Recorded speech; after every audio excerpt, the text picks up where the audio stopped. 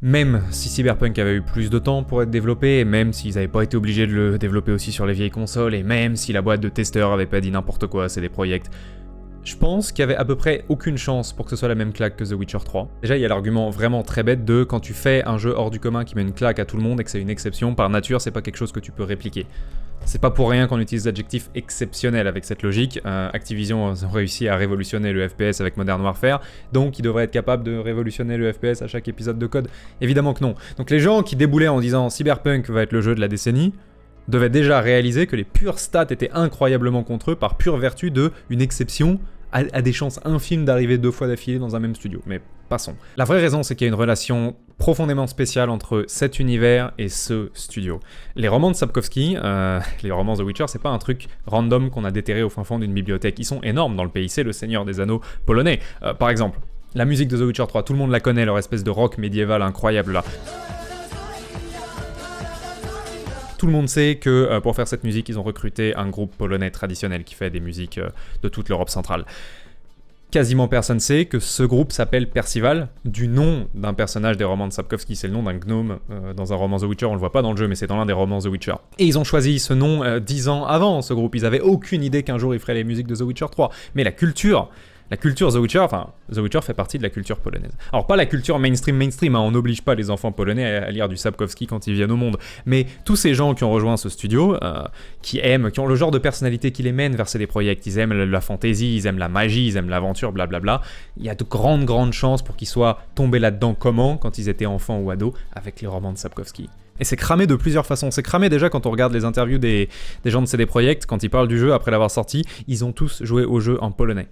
Ce qui est un peu plus bizarre que ce que vous pourriez croire, parce que la voix anglaise de The Witcher 3 a un succès hors du commun, elle est phénoménale, c'est celle que tout le monde connaît, énormément de gens en France qui l'ont fait en anglais plutôt qu'en français, énormément de gens en Allemagne qui l'ont fait en anglais plutôt qu'en français, la voix anglaise est surconnue, mais chez CD Projekt, quand tu les interviews, ils l'ont tous fait en polonais. Et c'est pas par patriotisme ni rien, c'est juste que il y a 15 ans, quand ils lisaient les romans, ils les ont lus en polonais. Pour eux, ça fait 15 ans que les personnages de Geralt, Ciri, Yennefer, Triss, etc., évidemment dans leur tête, ils parlent polonais. C'était naturel pour eux, c'est des bouquins qui font partie de leur vie depuis très longtemps. Il y a autre chose qui est archi cramé, c'est quand ils parlent des quêtes. N'importe quelle quête, même les quêtes secondaires, surtout les quêtes secondaires sont archi bien écrites. Et quand on leur demande, ok, c'était quoi votre process pour écrire des quêtes secondaires, ils ont tous répondu, on checkait si on avait l'impression en lisant la quête de se retrouver dans les nouvelles de Sapkowski. Et c'est quelque chose qui leur venait naturellement, ils avaient l'instinct de ça parce qu'ils n'avaient pas découvert l'IP 6 mois plus tôt quand le studio a commencé à travailler dessus. Ça fait 15 ans qu'ils savent c'est quoi l'ambiance de un chasseur de monstres solitaire débarque dans un petit village glauque où il n'y a plus personne et il commence à rassembler des indices pour savoir quel genre de créature rôde dans les bois environ, et ils ont l'instinct naturel de ça, de cette ambiance terriblement glauque qui marche si bien dans le jeu. Il y a une quête en particulier dans le jeu, elle s'appelle la Tour des Souris en français. T'explores une tour dans laquelle il s'est clairement passé quelque chose de terrible, c'est une quête qui est horriblement glauque, à la limite de l'horreur, honnêtement. Elle est phénoménale, c'est une des meilleures du jeu. Et très slavique dans le thème, parce que ça peut pas bien finir. Il y a la fin qui se finit plutôt mal, et il y a la fin qui se finit horriblement mal. C'est ça tes deux options.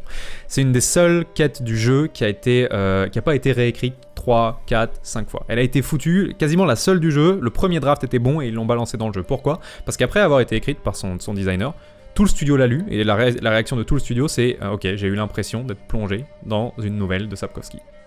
Et c'était leur process pour jauger les quêtes. Et ça marchait phénoménalement bien. Évidemment que c'est super réducteur de ma part d'essayer d'expliquer le succès de The Witcher 3 en 1 minute 30, et évidemment qu'il y a 1000 autres facteurs qui entrent en jeu que OMG ils ont lu Sapkowski quand ils étaient jeunes. Mais force est de constater qu'il y a sur Terre 1000 studios remplis de gens extrêmement professionnels et extrêmement passionnés qui veulent vraiment faire des jeux dont ils seront fiers, et force est de constater qu'un jeu avec l'influence de The Witcher 3 c'est vraiment pas donné à tout le monde. C'est donné à quasiment personne en vérité.